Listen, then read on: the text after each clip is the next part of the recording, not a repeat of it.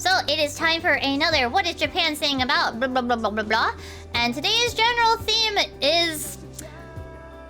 honestly, there's a bit of YoshiP's. I guess our general theme is YoshiP's and a little bit of Gamescom.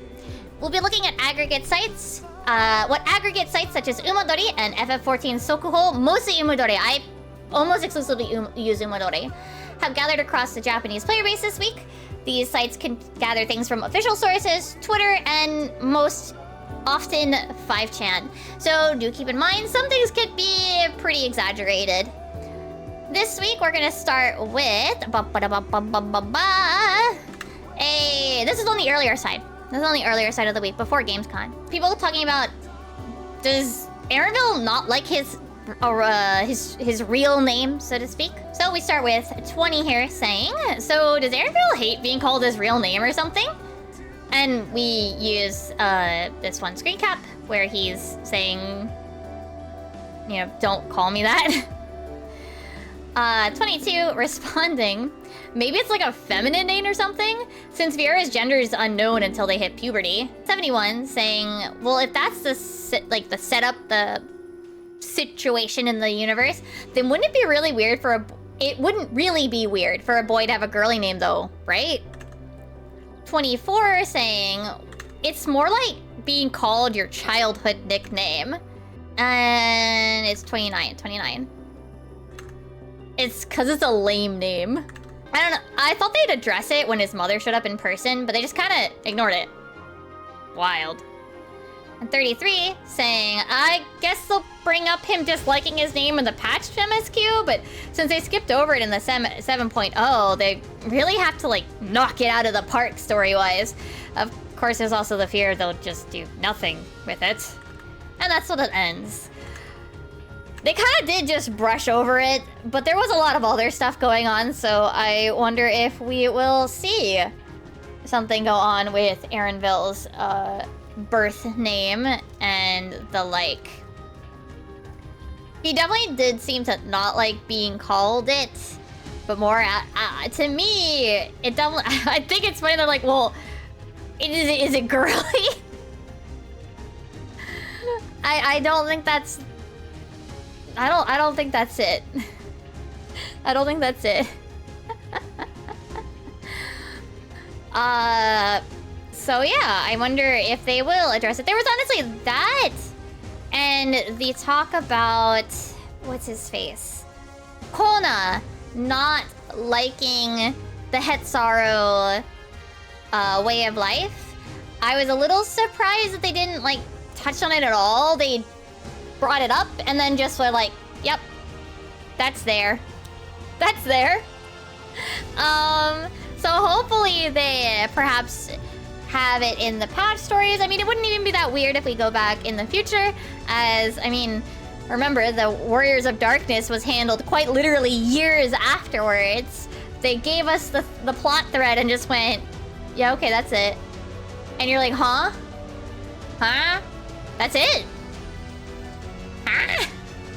And then they came back 2+ years later.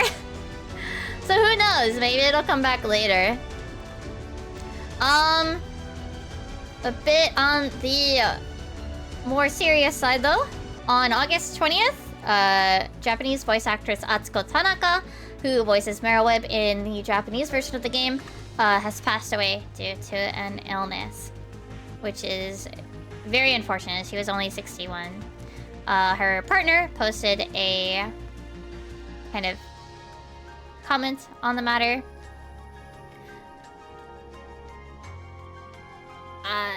Yeah, I just wanted to bring this up because it is kind of a big happening. It is perhaps not the more wholesome, I guess.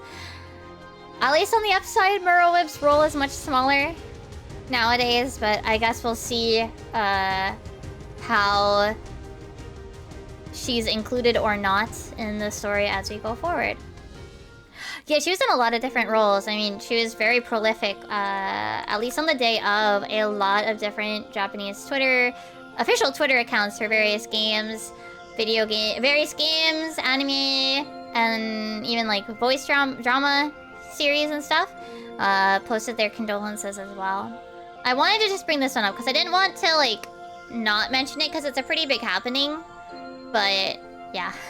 So moving on to something a little more lighthearted, we talk about the neon wall light that basically people feel that its drop rate is incredibly low for something that people really, really want to use. For those that don't know, we have found out that both the vertical and the horizontal neon wall lights are from battle retainers.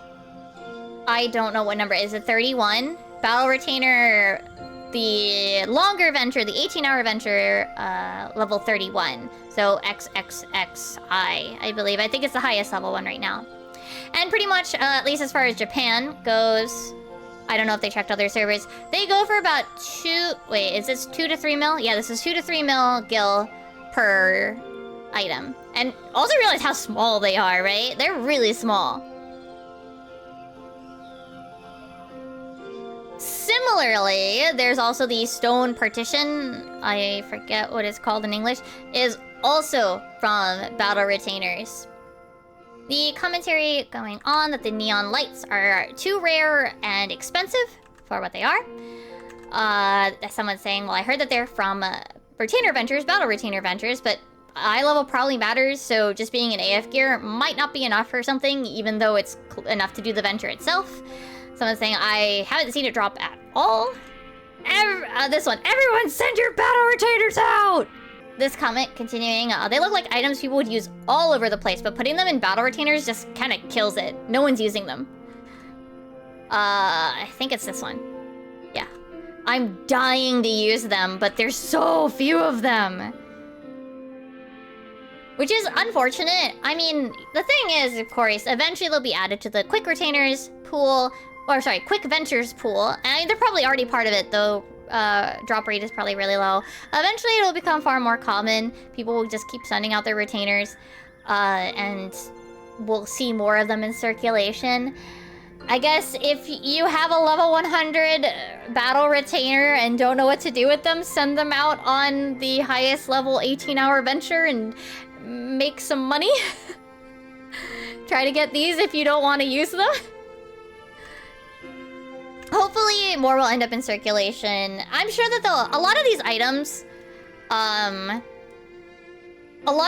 end up in circulation eventually. Oh, you got the Quetzali minion with level 90 script gear? I see. I mean, it's just under our, random chance, right? Nunusa, right? Like, it's down to RNG. There's percentages. I don't know if I agree with Pink here.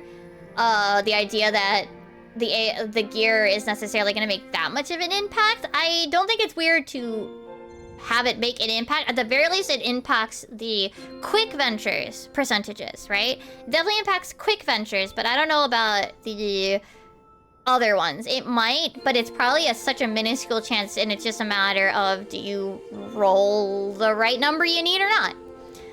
And hopefully we start to see more into circulation as time goes on. I mean, the thing is, just people haven't had level 100 retainers for so long, and they take 18 hours, so the chances... we only have had so many hours to be running them. But hopefully, they will end up in circulation soon. Next on our docket is...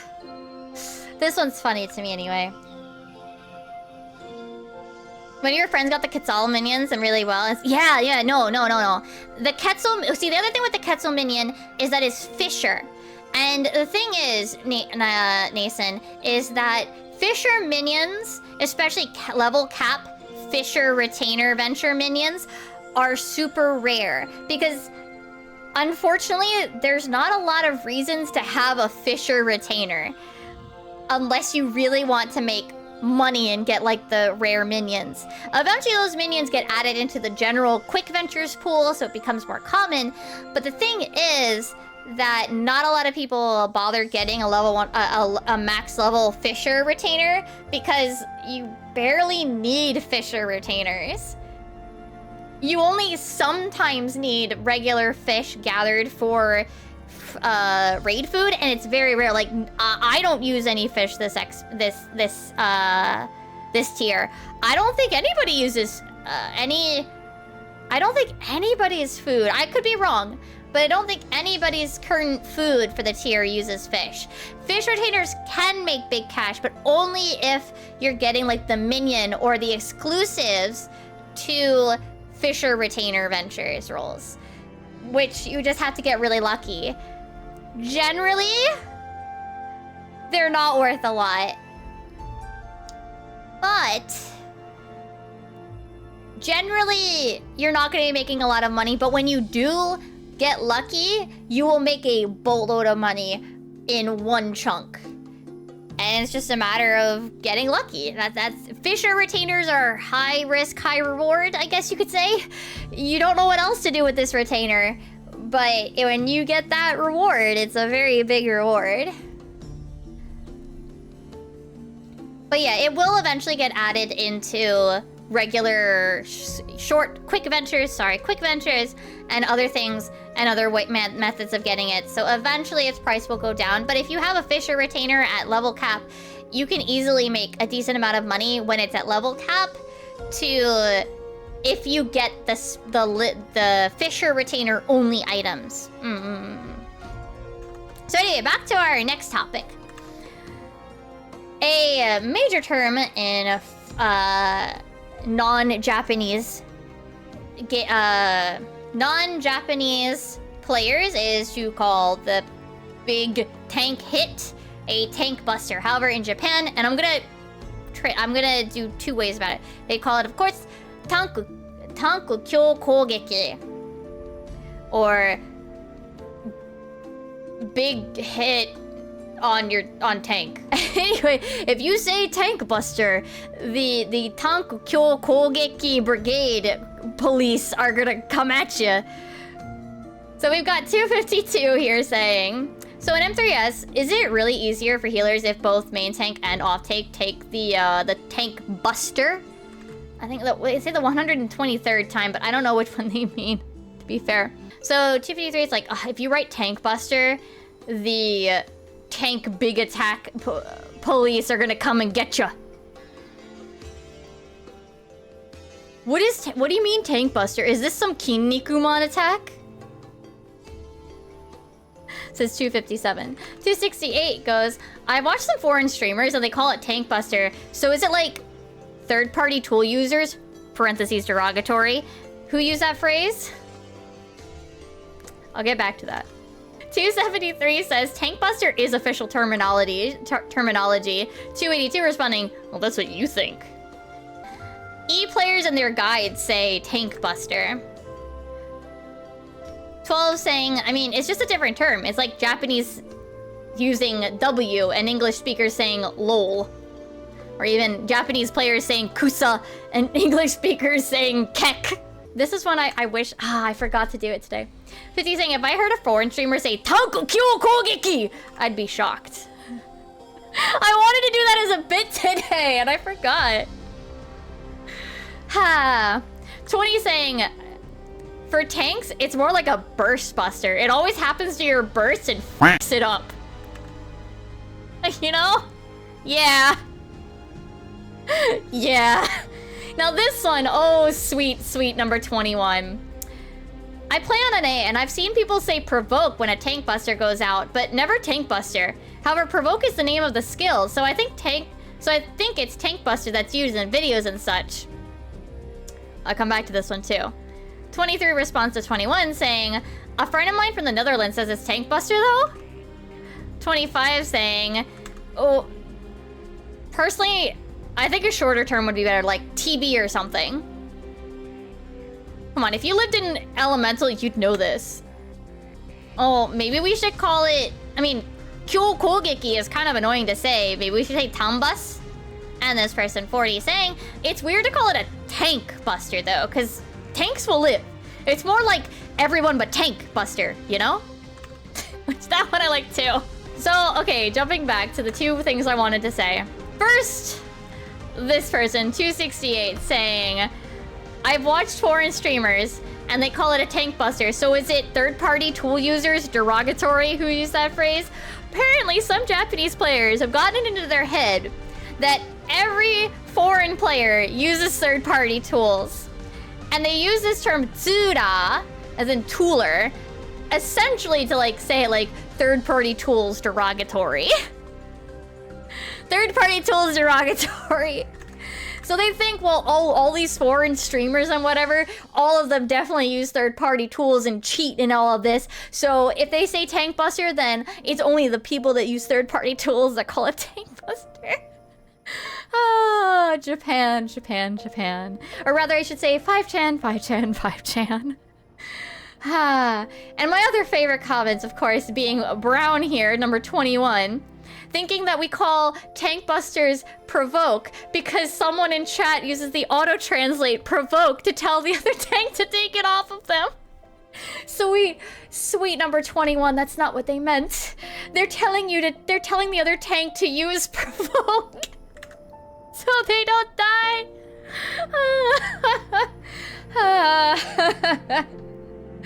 Oh, sweet number 21, you make me laugh. You make me laugh.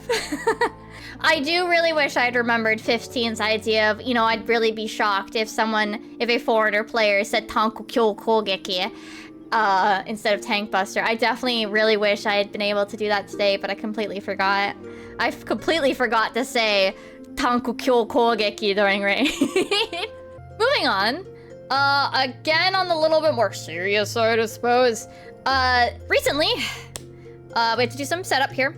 Recently, a very popular streamer known as Shaka started playing Final Fantasy XIV on stream. There were a lot of comments trying to tell him what to do, backseating, trying to push him to play the story, and it was kind of a pain in the butt. To explain, first and foremost, the streamer is FPS_Shaka. Obviously, based on their name, you could assume they mostly play FPS games. He is involved in playing 14 in relation to another streamer, Kasen, with a 4 instead of an A, so K4SEN, who will be running a 3-day Final Fantasy XIV stream event on their channel. I think it's at the end of this, it's somewhere in September, I believe. I forget the date specifically. But Kasen is running a weekend-long Final Fantasy XIV thing, and they're likely doing high-end content, and it's all kind of planned in advance. He was unfortunately surrounded by players, chatters, and trying to help him, trying to teach him, and really trying to push him to do story. So the 5chan side, we start with number 11, saying, there were so many brain-dead commenters here. You can't just say Mog Station and think someone who's never touched 14 before will know what you're talking about. Someone's saying, like, isn't it kind of jumping the gun to jump pot, though? 21 saying, well, he was planning on jump potting from the get-go. He wants to do endgame so he can do story later. Again, remember, this is a predetermined content that they're doing in a few weeks. 15 saying, rushing to be an Ultimate Legend Viera in G-pose. Ew. Gross. 16 saying, there's too many boomers recommending jump pods without explaining things. It's driving me insane. 20 responding to 16. Well, people have fun in their own way. Once this event is over, he'll probably drop the game like a hot potato anyway. Oh well. 17 responding. People who follow others around in game are the literal worst. 19 responding. Anyone rambling on and on about current job balance, telling sprouts, do this, not that, give me a headache. 26 kind of like saying, just make your own server. Cannot believe how many people flocked to him. Glad Shaka just ignored them. Hope they get banned. 33 saying, giving them attention is what they want. So pretending they're not there was the right call. Outside of this, we have other Hikasen or players' opinions. People saying, stop backseating him. Pink saying he said he doesn't want to read the story, but people keep telling him it's so good. Bruh. 14 players who get mad at others for story skipping piss me off. And then we've got, there's people getting mad he's reading too fast. It's fine if he skips. This is all like planned out content. ARR alone is like 50, 60 hours, so oh well. MMO oldies can't comprehend an MMO with a story. Some people just don't want a story in their MMO. Surprised to see so many okay with skipping. I do believe that unfortunately this did become a bit of a thing and people are being a nuisance to him. Yeah. Obviously backseating is never okay, and whatever his choice is his choice. I completely understand the whole people like saying what, you know, you should try to pay attention to the story, maybe do it later or whatever.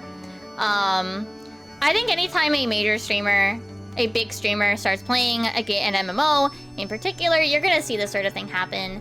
Both people trying to backseat them and be a nuisance and a pain in the ass, but also people weirdly, you know, flocking around them. Likely from his case, he's probably gonna continue, and I mean, he's part of the event that's going on Kasen, so he will definitely be continuing at least until then. But honestly, this person on 5chan, I think it was this one, pretty much just like, he's probably gonna drop it like a hot potato after the event's over. 20 is probably right.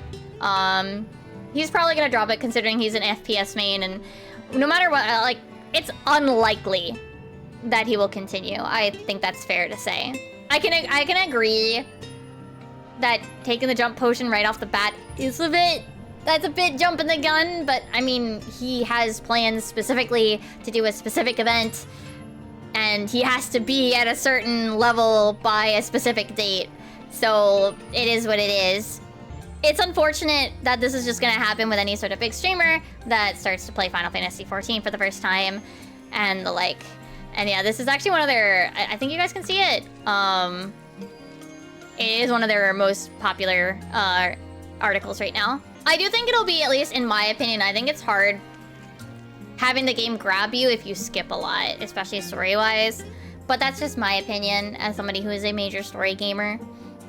I think it's hard to be grabbed by the gameplay alone, in my opinion. Not that the gameplay's bad, I'm just saying I don't think that the gameplay isn't something you can't find somewhere else, so to speak. Yeah, I think that's my opinion. He has a specific plan, so he kind of has to jump pot. It's an unfortunate situation. And now onto a little bit about YoshiP. So this was a foreign media interview from Gamescom, from PC Games, and whatever your opinion on them, I don't know, I don't care.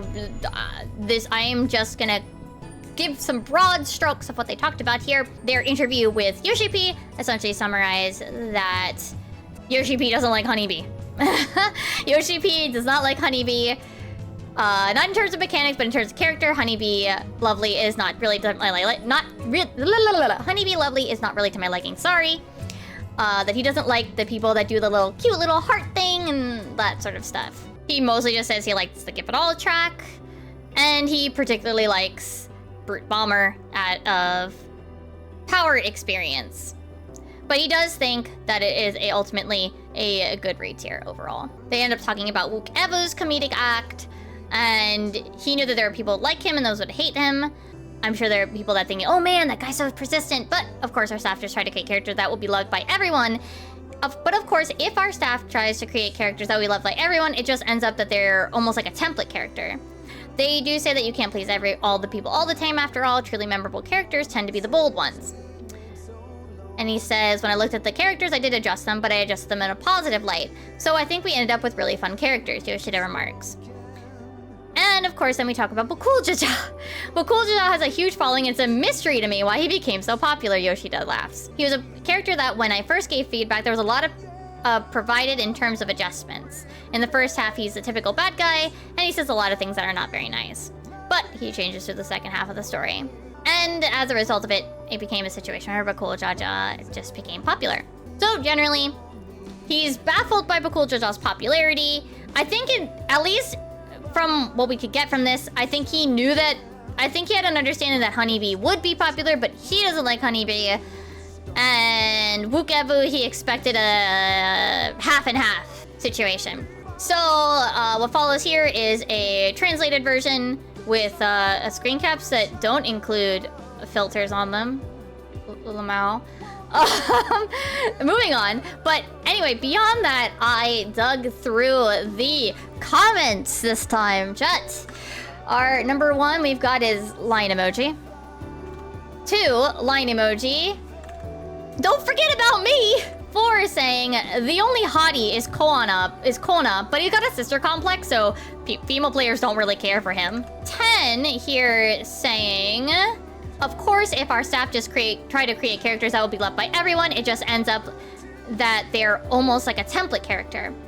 And he said, and 10 comments saying, wonder if this will be used as like a shield later. 11 responds to 2 is idiot with 1 brain cell. Idiot with 1 thought in his head. 12 here is saying, his taste is so far off from the player base. He's basically admitted that they can't make a likable character on purpose. Further down, 26 saying, are you listening? Blessed siblings are in fact better. So tell that little kitten to get out. 37 responds to them specifically saying, reply by Bakul Jaja. But jumping back up to 28, this person just saying that the songs for the raid fights all show off each character so well, it's really good. And by far, my favorite pair of comments on the thread is 44. So what I'm getting here is that only morons with low IQ like Honeybee. So you like her, right? When I saw these 2 comments, I lost it. Generally speaking, there were a lot of comments. Maybe not a lot. But even here, he's just like, YoshiP doesn't get what makes a popular character. The idea that YoshiP's taste is completely off from its player base. That he doesn't get what makes characters that people like. Essentially saying YoshiP's taste sucks. And I don't want to say his taste sucks. But I think there's something to be said if... I don't know. I think there's something to be said as like a disconnect. There's definitely a point of disconnect between characters that actually become popular and it sounds like what YoshiP actually likes in a character. And I definitely think that that can definitely create some friction between players. Of course, people on here and people on 5chan are gonna have specific opinions and they're gonna follow similar things as things you'll see on like Reddit, where a lot of people don't like characters that it sounds like YoshiP is YoshiP prefers. Oh no, I definitely think the case, and I think to some extent Bakul Jaja is unsurprising when you look at him in the grand scheme of things, but I can understand that first impressions make a big deal, so he probably assumed that it wouldn't go over as well. He assumed that the first impression would be the lasting one versus the later part, but of course we get kind of, you can't expect a meme essentially to happen. I mean, we literally had Bakul Jaja's baby girl become a meme. The algorithm picked her and lifted her to the top, and that's what happened. And that sort of thing. I think to some extent you can't expect certain mimetic community things that start to latch onto a character. I remember him also saying he thought people were gonna hate Feoul. And Feoul is loved, and I'm still pissed we don't have a minion of her. Why don't we have a minion of Feoul? What? Why? YoshiP! Maybe he needs to take a step back and think about what has been popular, what traits have the what the traits have the players actually liked. Rather than what he likes, because it's pretty clear that the things that YoshiP likes aren't necessarily unpopular, but they're nowhere near popular as I think YoshiP probably feels they should. It sounds more like YoshiP's taste is extremely niche. I mean, of course, players are gonna be like, oh, well, you know, Lamau, YoshiP's taste is garbo. But moving on. A little funny little tidbit. On the Chinese server, let's take a look at this funny little thing. They received the mini Heidelin and mini Zodiark, and he's trying to escape! There's no escape! There's no escape, little Zodiark! But continuing on, the comments being like, he keeps running, but he can't escape, or perhaps we might say, he has no mouth and he must scream. It's kind of cute how he keeps getting stepped on. I feel kind of bad. Oh no, baby Zodiark! And of course people saying, what the heck? China just gets it from a simple quest? What? On the little tidbits, this is a little different, but I wanted to go over the Eorzea Cafe menu for those that might be able to go. The menu is only available in Akihabara and Osaka, starting on September 3rd to October 7th. Yokohama and Kyoto branches will only have the placemat. They will not have the menu. The menu items include Garlian pizza, a pizza crafted with Garlian cheese. Thanks. I couldn't have guessed it. Next, we have the meteor pancakes, which are souffle pancakes designed after the meteor mark. The drinks are 2 drinks. One is non-alcoholic and one is alcoholic. The non-alcoholic crystal soda is a drink designed with crystals in mind. A very refreshing drink with lemon sorbet on top. So yes, it's blue curacao syrup, I hope I pronounced that right, soda, lemon sherbet, and soda ice. If you can figure out how to make that in your home, go for it. The alcoholic drink is Phoenix Flames of Rebirth, a fruity wine made in the image of a phoenix. The flames of rebirth are symbolized in the orange slice. So it is fermented dairy beverage, white wine, cranberry juice, orange, and crackling candy. So Pop Rocks. Pop Rocks. And of course, as with every limited edition menu, there is a placemat or luncheon matto available if you go to the Eorse Cafe. If you go, these will be at your table when you arrive, and you are more than welcome to take them home with you. You can get them laminated. I believe it's 500. It might be 2 or 500 yen. I forget. There's a lamination machine on the first floor in the Akihabara branch. I don't know where it is in the other branches, but you can take it home, of course. So if you are in Japan at this period, I strongly recommend going.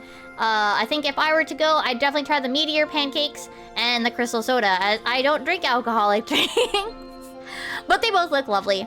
And finally, another little interview that recently happened is an interview with Alphino's voice actor, Tachibana-san. Tachibana-san, or Alphino's voice actor. They had an interview together, and this is an excerpt from it. This is only an excerpt. I only went through the excerpt. YoshiP says, so I have advice for you, Tachibana. This one time, I went to my daughter's kindergarten class. I went wearing what I usually do. Dads would be giving kids piggyback rides or playing horsey, but none of them would come near me. You need to think about how you dress for these kinds of things. My daughter said, Daddy, you know, it's coming over, and it made me a bit sad. Tachibana responded, looking at YoshiP's trademark accessories, you went like that? Yeah, I didn't really want to cramp my style. That said, though, the kids loved me. Playing the villain. They come and play pretend with me, shouting, he's bad! He's a bad guy! Get him! But I wasn't really popular with the other dads. Tachibana responded, I guess I should keep that in mind then, huh? Though maybe I should go all blinged up. YoshiP responded, laughing, oh, that's so like you. That'd be very fun. Of course, we get a nice little picture, reminder. This is what his accessory. This is 3 years ago, but these are his lovely accessories. I think he has more rings now. The idea of him playing the villain in kindergarten pretend is very funny. And of course, someone's saying, Hikari no Otou-san, he's the dad of light. And someone's saying, the kids really loved me. That's a villain. That got me good.